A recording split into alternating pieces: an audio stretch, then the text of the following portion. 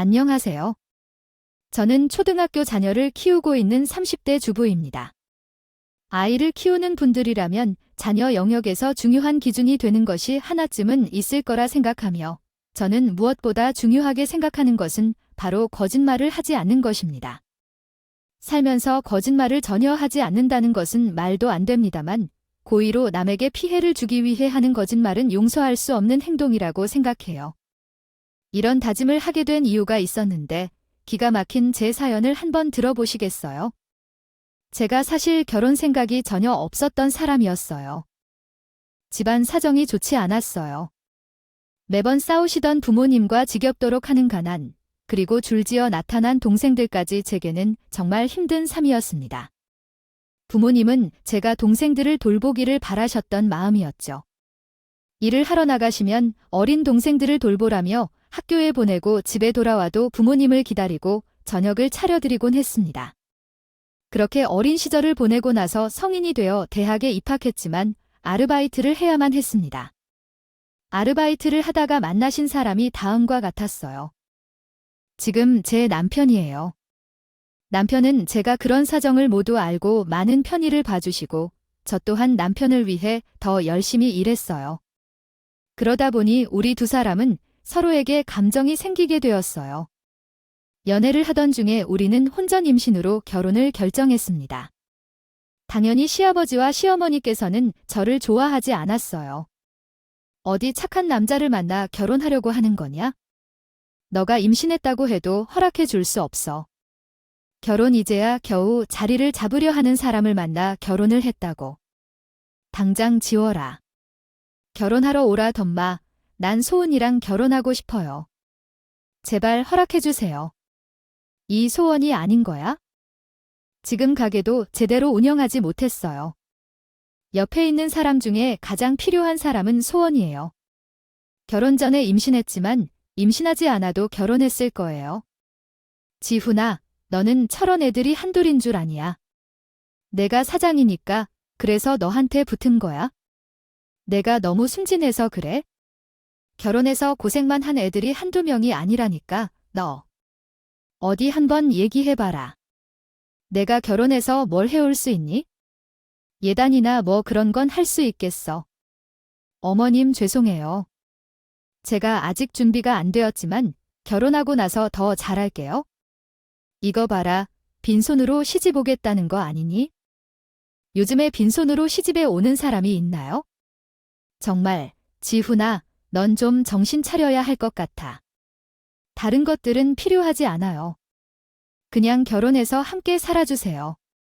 집은 필요하지 않아요. 제가 살고 있는 방으로 들어와서 같이 살면 돼요? 부모님께서는 프랜차이즈 몇 곳을 운영하시는 분들로 재력이 튼튼한 분들이셨어요. 그만큼 자녀를 위해 헌신적이셨죠. 남편은 한 프랜차이즈 지점을 운영하고 있었고 부모님의 도움 덕분에 성공적으로 운영되고 있었어요. 그런데 갑자기 아르바이트생이 임신을 해서 결혼한다고 하니 시부모님은 충격을 받을 수밖에 없었어요. 상황이었습니다. 결코 결혼해서는 안 된다고 말씀하시던 시부모님은 결국 남편의 설득 끝에 결혼을 허락하셨습니다. 전혀 아무것도 준비하지 않은 채로 몸만 들여놓고 살았죠. 다행히도 더는 친정에서의 압박이 없어졌다는 것이 위안이었습니다. 결혼하면서 친정 부모님도 많은 것을 깨달았던 것 같아서 항상 미안하다는 말씀을 하셨어요. 죄송하다. 결혼하는데 제대로 된 예단 한번 준비해드리지 못하고 시부모님 집에 들어와 살게 된 것을 허락받게 못한 점에 대해 미안하다는 말을 하셨죠. 엄마. 괜찮아. 시부모님도 서운해서 그러신 거지 너무 걱정하지 마. 엄마가 준비하지 않고 내가 준비해서 가는 건데 미안해하지 않아도 돼. 우리 딸 집에서는 맞이로 동생들을 엄마 대신 돌보느라고 고생이었는데 이제는 시집살이로 고생할까 너무 미안해서 그래. 난 엄마 아빠만 사이좋게 행복하게 잘 사시면 그걸로 행복해. 항상 나에게만 바라는 것이 많았던 친정 부모님도 제가 결혼을 하고 나서는 미안하다는 말을 자주 하셨어요. 전혀 예상하지 못했던 친정 부모님의 태도에 그동안의 고생을 알아준 것 같아서 다행이라는 생각도 들었지만 결혼을 하면서 내가 겪을 일들은 더욱. 결혼 후에 시댁에 들어가 생활하게 되었고 시댁에는 부모님뿐만 아니라 이혼을 한 시누이도 함께 살고 있었습니다. 시누이는 어릴 때 사고를 당하여 중학생 딸이 있었습니다. 결혼 후에 시댁 식구들은 남편 앞에서는 제게 함부로 하지 않았지만 남편은 결혼하여 쟤를 가족으로 대해 달라고 당부했기 때문에 가족들은 남편 앞에서만이라도 조심해 주었습니다. 그러나 남편이 없는 날에는 제게 대하는 태도가 확 변했습니다. 야, 오늘 집 대청소 좀 해라. 아침에 보니까 내가 지훈이 일하러 라는 식으로 말이었죠. 나 아침에는 밥도 챙겨주지 않았다. 아니면 아침밥은 챙겨주어야 하는 것 아닌가?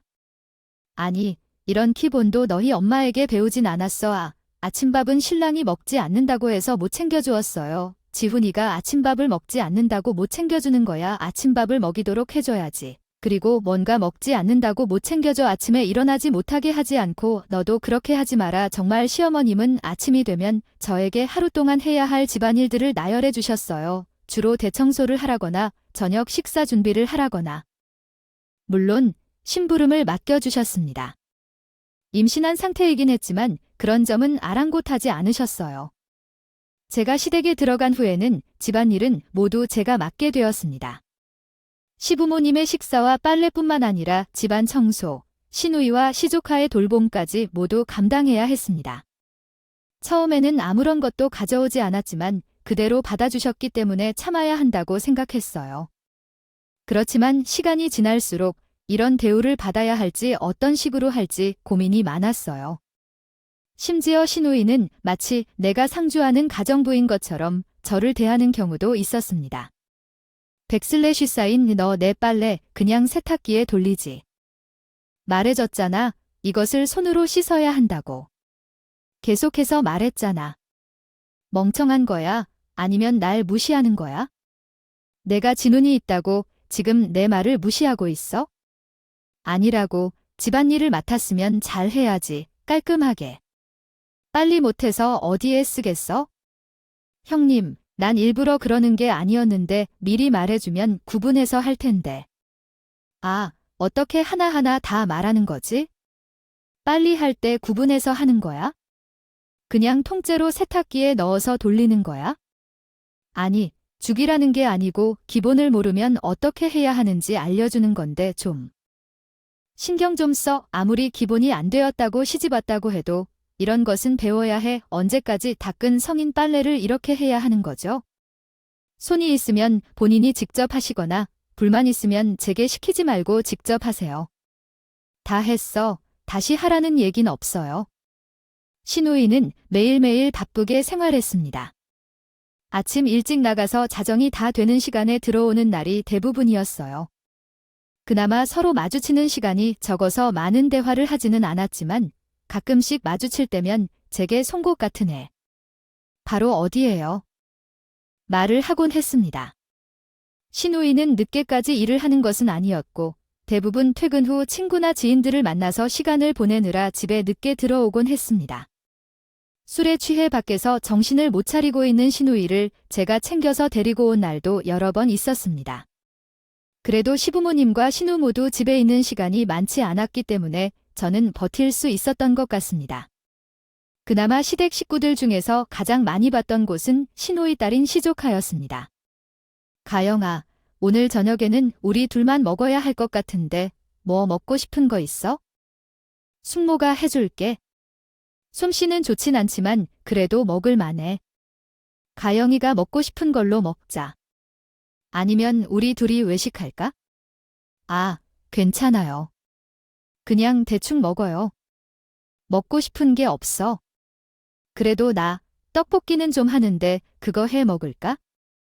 네, 그럼 그걸로 먹어요. 그래, 내가 솜씨 좀 발휘해 볼게.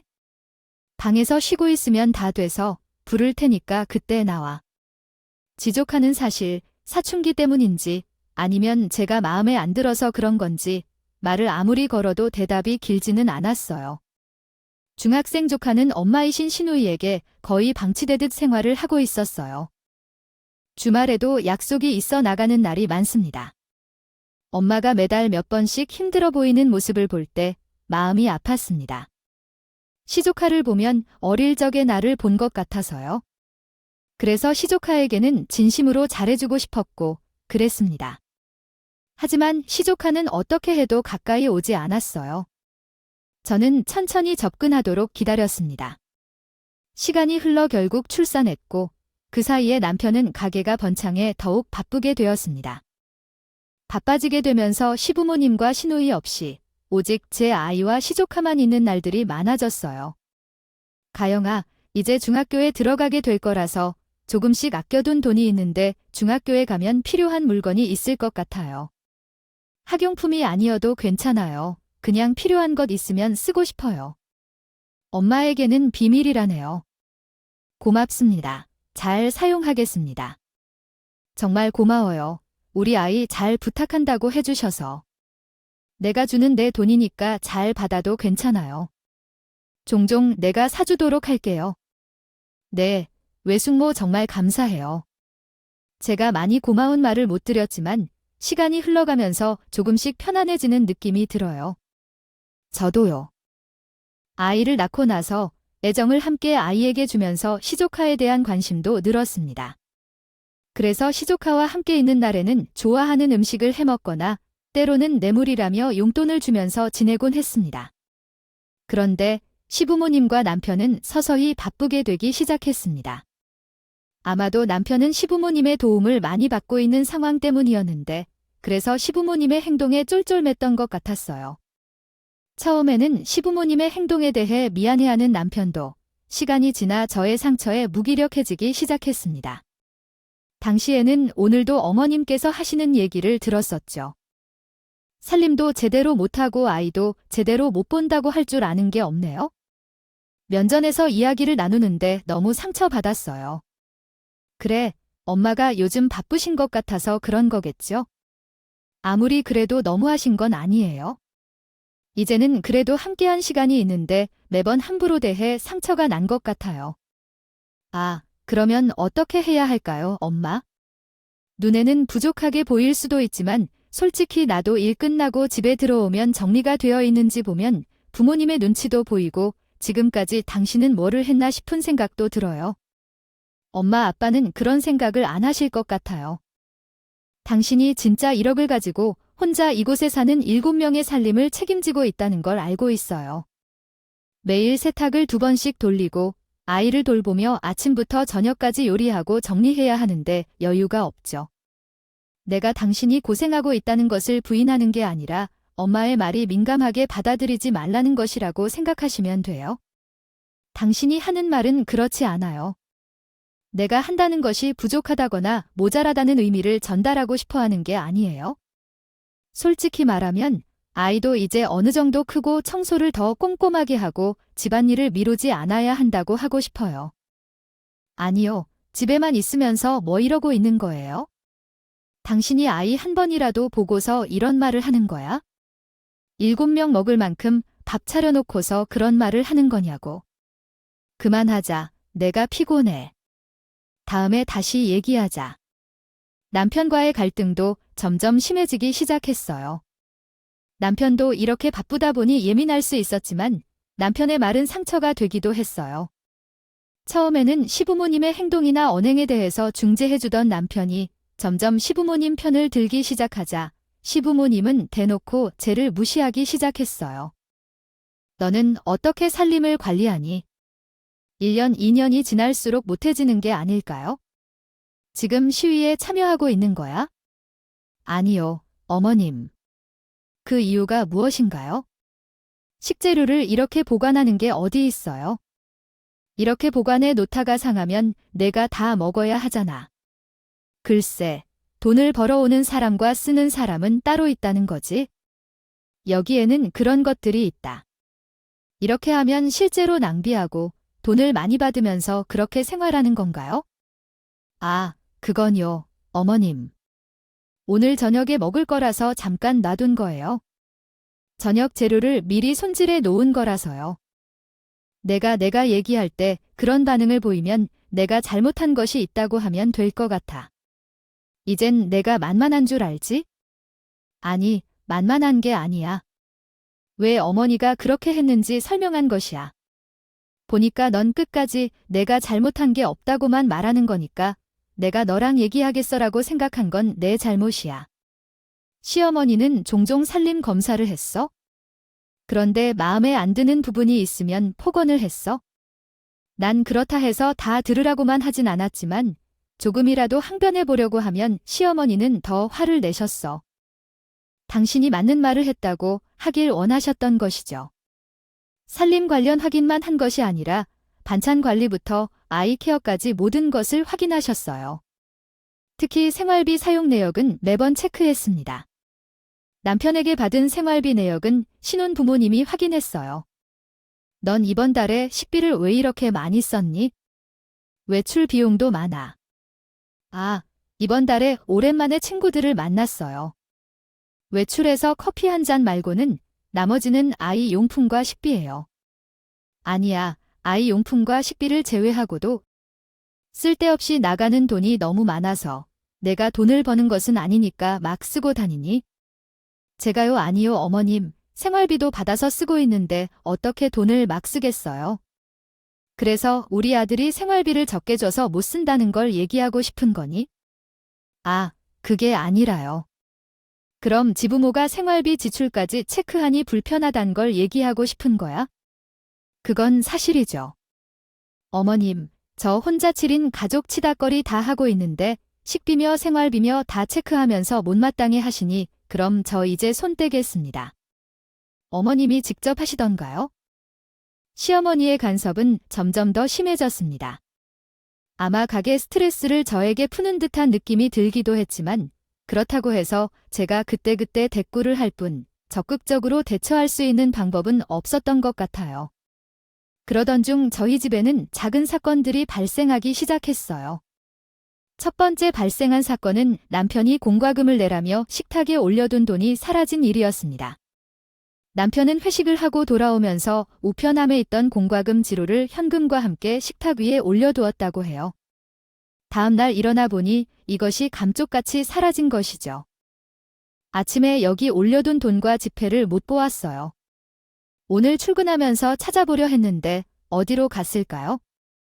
돈을 꺼내지 않았을 때 식탁에는 아무것도 없는 걸로 기억하는데 언제 올려뒀을까요?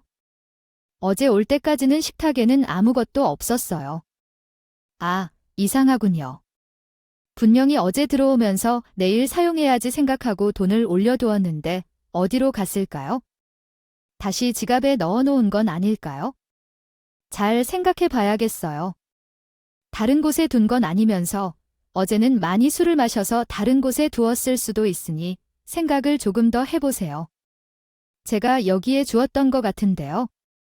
남편은 출근길에도 찡그린 표정으로 출근했어요.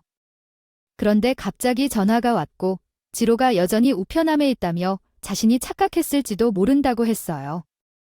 그 순간에도 단순히 남편이 착각한 일이라 생각했어요. 두 번째 사건은 조카의 돈이 없어진 일이었어요. 조카는 사고 싶은 물건이 있어서 몰래 돈을 모았던 것 같았어요. 제게 받은 용돈이나 할머니, 할아버지께 받은 용돈까지 모아두었다가 한순간에 사라졌다고 했어요. 결국 함께 한 저녁 자리에서 이야기를 나누었어요. 숙모, 아, 이게 뭐야? 혹시 제 돈 못 보셨어요? 이거 몇 달 동안 엄청 모은 건데 그 제 방 서랍장 안쪽으로 뒀었는데 혹시 못 보셨어요? 돈 못 봤는데 오늘 청소할 때도 책상은 만지지 않아서 잘 모르겠어. 왜? 뭐가 없어졌어? 숙모, 아, 지금까지 모아둔 돈이 다 사라졌어요. 모아둔 돈이라니. 돈을 모으고 있었어. 아니, 통장에 넣어둬야지 숙모. 돈을 모으고 있었다고 내가 조금씩 사버린 거 아니야. 아니야. 진짜 다 모으고 있었다고. 아무도 모르는 곳이었는데. 거기 둔 것들이 다 사라졌다고 해? 잘 찾아봐. 너가 다른 곳에 옮겨 놓았거나 잊어버린 걸 수도 있잖아. 그래, 잘 찾아봐. 그냥 둔 채로 있으면 나중에 나타날 수도 있고. 맞아, 잘 찾아봐. 돈이 발길 달려 어디에 갔을까? 방에 두었으면 어디선가 나타날 거야. 저녁 시간에 이렇게 소리를 질러. 아, 엄마, 내가 겨우 모은 돈인데 어디 갔다니까 아쉽다. 그래, 어떻게 해야 할까? 오늘 가영이 방 청소를 했나요? 네, 가영이 방 청소는 했지만 돈은 전혀 못 봤어요. 책상도 건들지 않았어요. 그걸 어떻게 믿을래? 옳게라고. 방에는 사람이 한 명도 없는데 그래도 제가 그걸 어떻게 가지고 가야 할까요? 아니에요. 그럼 그냥 누나 방에 들어왔다고 의심하면 안 되는 거 아니야? 그냥 의심하는 게 아니잖아. 그 방에 들어간 건 쟤뿐인데 당연히 의심되지. 그날의 사건으로 나와 시조카 사이에 어색한 기분이 들었습니다. 저는 전혀 관련이 없었지만 시댁 식구들은 제게 의심하는 듯한 태도를 보였어요. 하지만 그러한 의심으로 제가 어떻게 해명해야 할지 알 수 없었어요. 시댁 식구들은 무언가 없어지는 일이 생기면 이상하게도 저를 의심하곤 했습니다. 이런 시댁 식구들의 의심이 서운하기도 했어요. 억울하기는 했지만 그렇다고 해서 저에게 직접적으로 해명을 요구한 것도 아니다 보니 그냥 넘어가기로 했던 것 같아요. 그러다가 명절날 큰 사건이 발생했습니다. 시부모님께서 명절 차례가 끝나고 모두를 불러서 내가 결국 이럴 줄은 알았지만 어쨌든 우리 집에 있던 금두꺼비 알지? 그 엄마가 아끼던 금두꺼비 말이야. 그래서 이번 명절 지나고 녹여서 다른 것 좀 만들어 보자고 해서 꺼내려고 했는데 감쪽같이 사라졌어요. 어디로 사라진 것인지는 알 수가 없네요. 아휴, 그래서 말이에요. 금두꺼비가 사라졌으니까 조금 찾아봐야 할 것 같은데 혹시 가져간 사람이 있으면 양심 얘기해보라. 내가 미리 이야기하면 뭐라도 하진 않을 거야. 시어머니와 시누이가 마치 제가 금두꺼비를 가져간 것처럼 날 쳐다보며 이야기했어요. 나는 금두꺼비의 존재조차 몰랐는데 이게 무슨 소리인지 더 황당하고 남았어요. 남편은 그런 시댁 식구들의 태도에 화가 났는지 나보다 더 화를 내며 말했어. 아니, 왜 우리 집사람을 의심해? 중고도 없는데 자꾸 왜 그러냐고. 근데 군두꺼비를 어디다 썼는데? 다른 곳에 준 건 아니라고. 내가 어제 다른 곳에 눈을 장롱 안에 넣어두었는데 감쪽같이 없어졌어요. 나도 온 집안을 다 뒤져봤는데 없었어요. 이건 훔쳐간 거라면 뭐지? 훔쳐간 거라도 왜 무조건 우리 집사람이라고 생각하느냐고? 그럼 누가 가져갔을까요? 죄밖에 더 있니? 다 돈벌이해서 살고 있고 부족한 것 없이 살고 있는데 뭔데 못난 일을 한 게 있니? 진짜 엄마, 왜 이렇게 확신한 거예요? 중고는 없잖아요. 그래요, 어머님, 제가 결코 아니에요. 밑바탕 없이 자라면 손버릇도 나쁘다는 건 누가 정한 법인데요.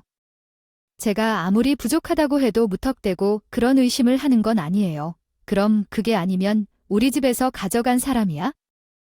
누군가가 거기에 있는 도둑이 들었다고 말하면 금 두꺼비만 쏙 뺀 것을 가져갔겠지? 그럼 범인이 반드시 가족 중에 있어? 너 아니면 누구냐? 어머니, 그 말에 책임질 수 있으세요. 만약 나 아니면 어떻게 할 건가요? 제가 아니면 어떻게 하실 건가요? 분명히 알고 계시다시피 몰래 훔친 사람은 내가 아니라고 하는 법이야. 우리 어머니가 용서해준다고 할 때 말하지. 그래, 왜냐하면 창피해서 그래. 그런 건 괜찮아. 사실대로 이야기해. 부모님께 내가 아니라고 계속해서 말씀하였지만 받아들여지지 않았어요. 오히려 저를 더 강하게 의심하셨습니다. 옆에 있던 언니도 저에 대한 의심을 가지고 있던 중 갑자기 조카가 나타나 이야기를 시작했습니다. 제가 가지고 있는 영상이 있는데 이걸 보시면 좋을 것 같아요. 용서, 무슨 용서? 아, 저번에 제 돈이 사라졌는데 그 후에 앱으로 CCTV를 설치했거든요. 다른 곳이 아니라 여기 복도만 설치했는데 이 영상을 보면 할머니나 할아버지 방에 들어간 사람이 찍혀 있지 않을까 싶은데요. 너, 이런 거 언제 설치했어? 앱이라고. 억울한데 풀 수 있어야지. 숙모든 아니든. 우선 영상을 봐요. 자신이 앱에 설치해 놓은 CCTV 화면을 보여주었어요. 명절 차례가 끝나자마자 남편과 아이는 친정으로 가기 위해 바로 나갔고 그 후 시누이와 시조카도 약속이 있어 나가는 모습이 찍혀 있었어요. 마지막으로 시부모님이 나가신 후에는 한동안 들어오는 사람들이 없었어요. 영상을 보고 1시간 정도 지난 후에는 누군가 들어오는 장면이 찍혔는데 바로 시누이였어요. 시댁 식구들은 모두 깜짝 놀랐고 시누의 얼굴은 긴장된 상황이었어요. 영상이 끝난 후 부모님께서 매우 당황한 목소리로 물어보셨어요. 너, 상은아야. 뭐야? 왜 우리 방에 들어가던 거야? 라고요?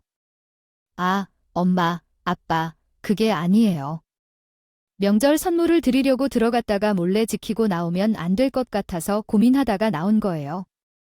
뭘 주려고 했는데 들어가서 한참 있다가 나왔잖아. 아니요.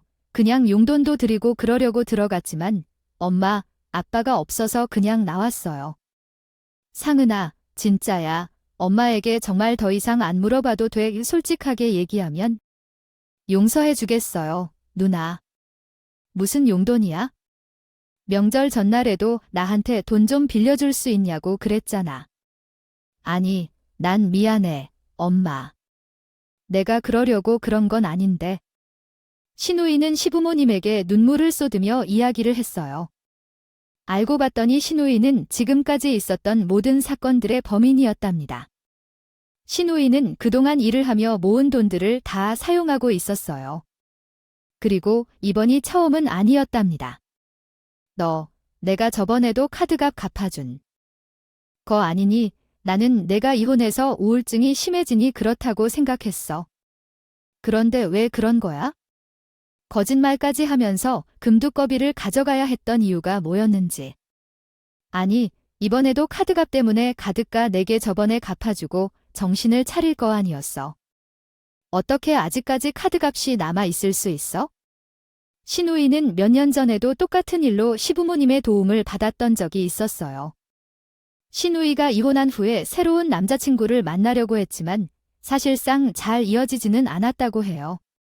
아무래도 어린 자녀가 있었고 본인의 능력도 좋지 않았던 것 같아요.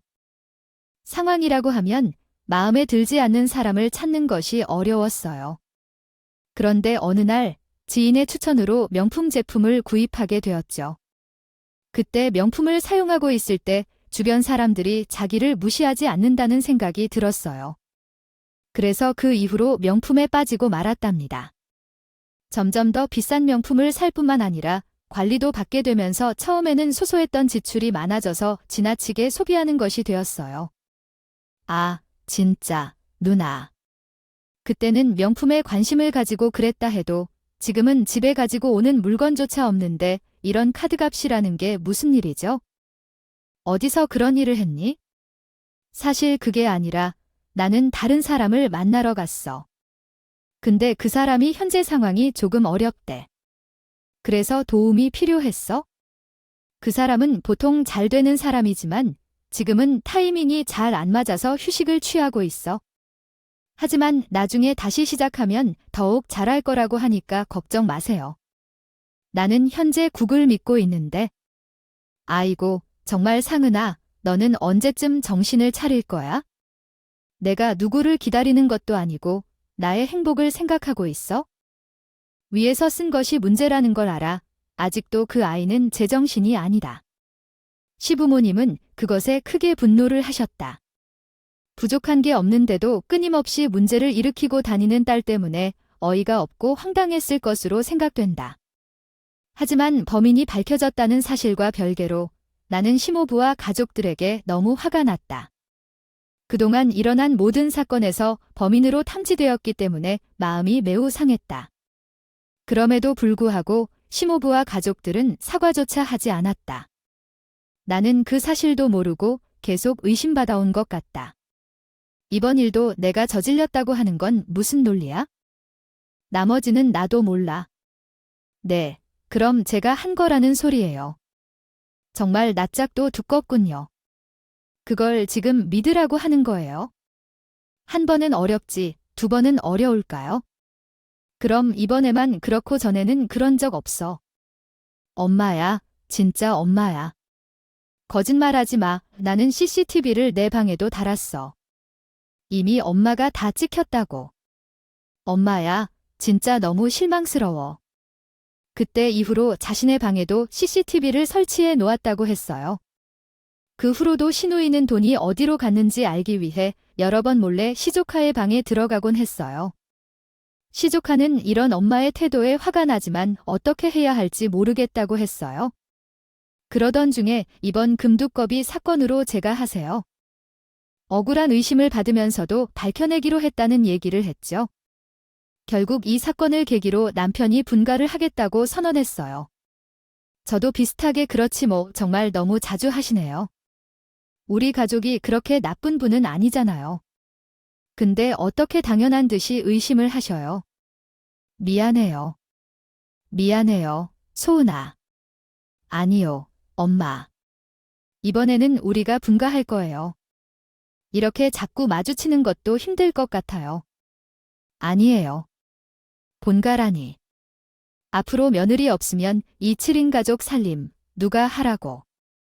미안해요. 미안해요. 그러니 분가는 다시 생각해봐야겠다고 한 거야? 그렇죠. 어머님은 저와 함께 사는 이유가 살림 때문이죠. 그동안 제게 도둑 취급해 놓으셨는데 이제 와서 살림 때문에 다시 생각해보라고 하시면서 말이 되는 소리를 하시네요. 제가 여기 파출부로서 생각을 했었는데 이제 파출부는 그만두겠습니다. 아이쿠, 소은아, 제발 다시 생각해봐. 자부모님은 남편의 분가 통보에 미안하다고 얘기했는데 남편은 어떻게든 분가를 해야 한다며 강하게 밀어붙였어요. 나중에 시조카와 얘기를 해보니 그동안 엄마 대신으로 자신을 살뜰하게 챙겨준 것에 대해 감사했다고 하더라고요. 숙모 그동안 정말 고마웠어요. 사실 계속 얘기하고 싶었는데 언제, 어떻게 얘기해야 할지도 몰라서 숙모만큼 저를 챙겨주셨던 분은 없었어요. 엄마도 저한테 관심도 없었는데 숙모만은 제가 언제 집에 오고 나가는지 챙겨주시고 밥은 먹었는지 아프진 않는지 물어봐 주셨죠. 엄마는 사실 제가 밥을 먹었든 말았든 신경도 안 쓰거든요. 체해서 하루 종일 속이 더부룩해 밥도 못 먹었을 때에도 엄마는 다이어트 하냐며 비웃었고 숙모는 제가 혹시나 힘들까 먹을 입맛이 없는지 챙겨주셨어요. 숙모는 나의 엄마와 같습니다. 그래서요. 이렇게 말해주셔서 감사해요. 금사하여 나를 이해해주셔서 기쁘네요. 숙모, 말 실수하지 마세요. 저는 숙모랑 함께 살고 싶어요. 맞아, 나도 가영이와 함께 살고 싶지만 숙모도 이번에는 안 될 것 같아요. 그래도 가영이를 자주 만날 수 있으니까 걱정하지 마세요. 지지하는 나에게 고마워하며 말씀해주신 남편. 예전 상황에서 자신이 외면했던 것을 미안해하며 이야기했어요. 우리 고향 가족은 행복하게 살아가고 있어요. 가끔씩 조카를 데리고 옵니다. 며칠을 보내었는지도 모릅니다. 시누이는 결국 빚 때문에 가지고 있던 감당하기 힘든 물건들은 모두 처분해야 했다고 하더라고요. 거기다가 부모님이 모든 수입을 관리하게 되었다고 해요. 저희가 분가를 하게 되면서 모든 가사를 시모가 맡게 되었다고 하는데요. 가끔은 손목이 아프다거나 발목이 아프다며 연락을 하곤 하셨습니다. 아마도 가정을 책임지는 것이 쉽지 않은 일이라서 그런 것 같아요. 계속해서 집에 오라고 재촉하기도 하지만 시댁 식구들에 질려버린 저는 용서할 마음이 안 생기기 때문에 다시 학사 생활을 시작하기는 힘들 것 같습니다. 제 정신 건강을 위해서라도 조금씩 그때의 사건을 되새기는 것이 좋을 것 같아요. 잊어버리려고 노력하고 있습니다. 긴 글을 읽어주셔서 감사합니다.